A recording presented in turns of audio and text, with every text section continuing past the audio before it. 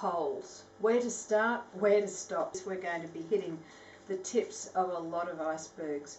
I'm going to start off with a really simple one. Now, a pole can be really anything that's round, and you'll see I've got here drink bottles, I've got real pieces of PVC pipe.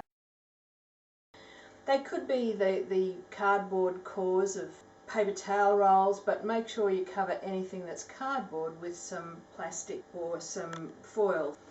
We are going to start off, as usual, with wet fabric. Wet it, squeeze it. And the pattern I'm going to form on my drink bottle, as a very simple version of a pole, is a leafy looking design. You never quite know what you're going to get, but always yummy. So to get this design happening, we're simply going to find some rubber bands. They could be the narrow ones, but I really like the fat ones for this patterning. And pop them on quite randomly on the pole. One at the top to start off, one at the bottom.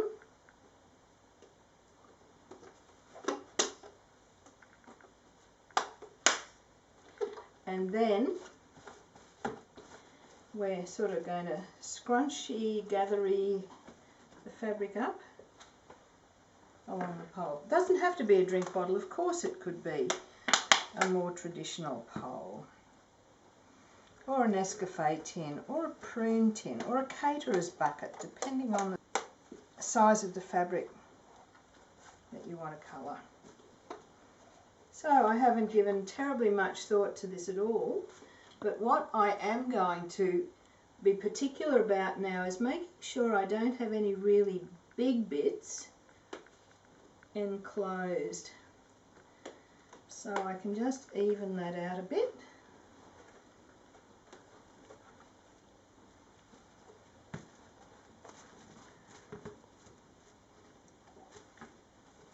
And I think at this point I'm ready to colour.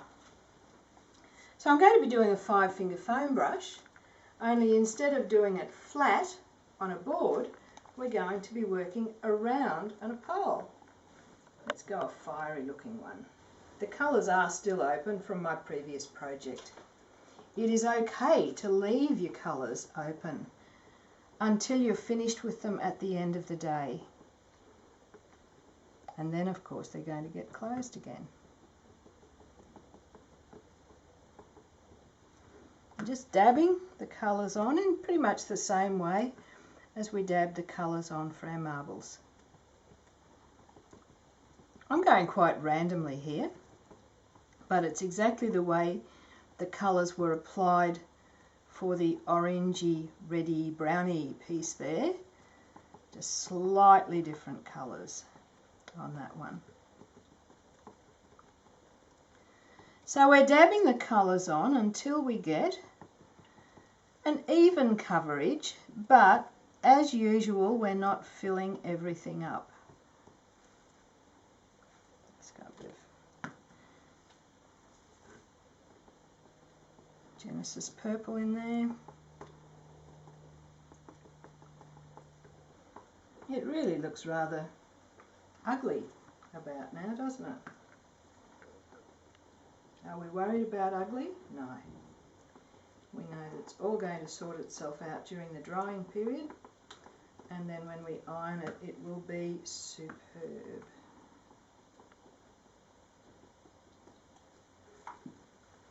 So with the colours now completely applied, on go our gloves, ready for our 5-finger foam brush. If we wanted to keep our colours distinct and not have them blend too much at this stage, the best way is to wrap your fabric with some Glad wrap or some plastic so that we're not merging them too much. But I don't mind them blending, I want them to blend. So I'm working my hands over that, just patting them away, getting rid of any of the white, the fabric colour still showing.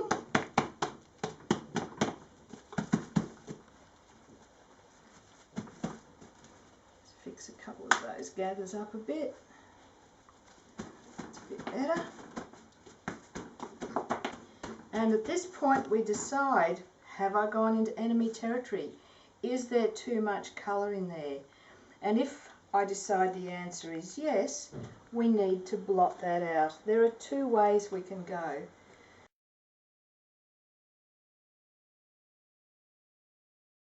We can lay another piece of fabric down flat and use our pole like a rolling pin across it.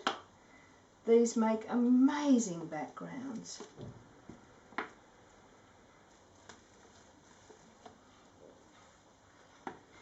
That one's almost dry enough to handle straight away. It can go there. And we simply leave this piece to dry. We can just sit it up, or we can pop it in an egg carton, however you want to dry it. I'm going to take a narrower pole and I'm going to wind a long strip of fabric across it as evenly as I can. Just getting it straightened out as I go. This time the outer surface will go dark while the inner layers will go light. And I'm going to wind some string around that to form a pattern like that. To form this pattern, I'm simply using a ball of string, and it's amazing how much it takes.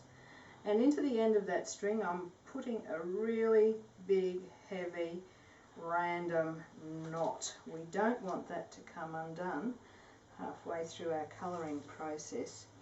It also helps if you put what I call a knot nick into the end of your pipe. It's just grabbing a hacksaw and sawing that in so that you can pop the knot in that, and you can put a lot of pressure on that and it will hold.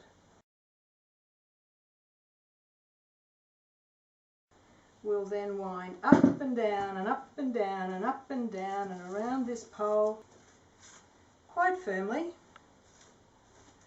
and you're in control. The colouring process. Same 5-finger foam brush, although you could put the colour out into a palette or a saucer and use a real foam brush for this if you wanted. We've got to remember that we're working through several layers here, so we can get a bit overloaded on the surface and then blot any extra out later on. You can see the colours are already starting to dribble, and that's fine, because while there's moisture there's movement.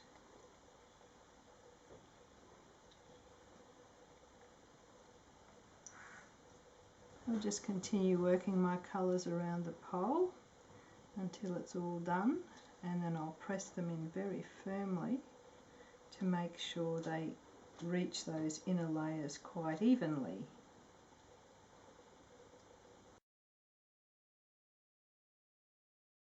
Now working those colours into those lower layers, and you can see how that's evening out the colour on the surface too.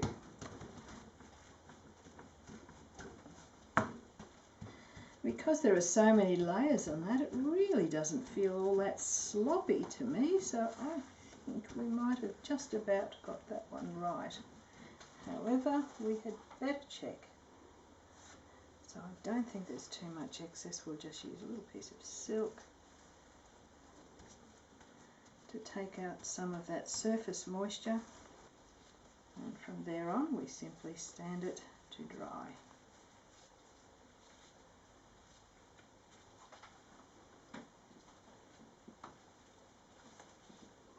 Let's do some uppy downy bits and see how that one turns out.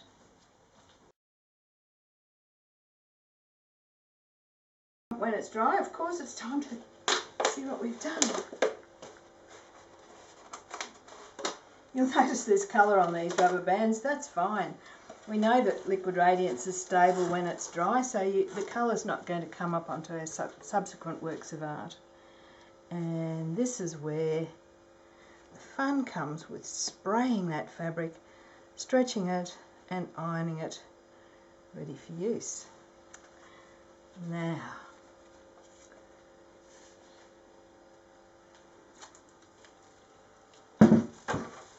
here we go. Almost there. Up to the top. Pull out the knot. There's a lovely job for somebody to wind up later on, hey? Here is the good fun.